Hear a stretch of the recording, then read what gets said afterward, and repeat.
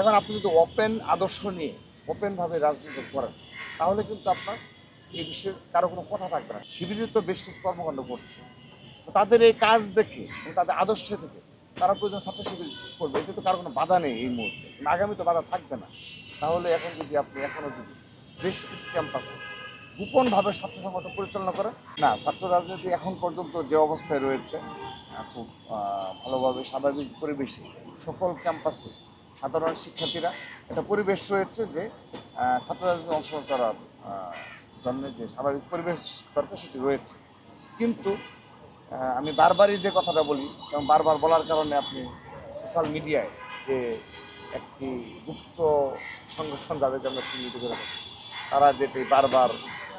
মানে এড়িয়ে যায়, তাদের অল্প কিছু ক্যাম্পাসে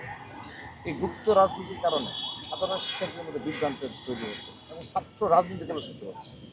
এখন আপনি যদি ওপেন আদর্শ নিয়ে ওপেনভাবে রাজনীতি করেন তাহলে কিন্তু আপনার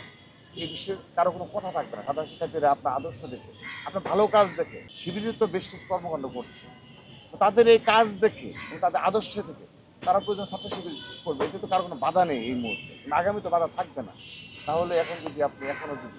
বেশ কিছু ক্যাম্পাসে গোপনভাবে ছাত্র সংগঠন পরিচালনা করেন এবং ছাত্র রাজনীতি নিষিদ্ধের নামে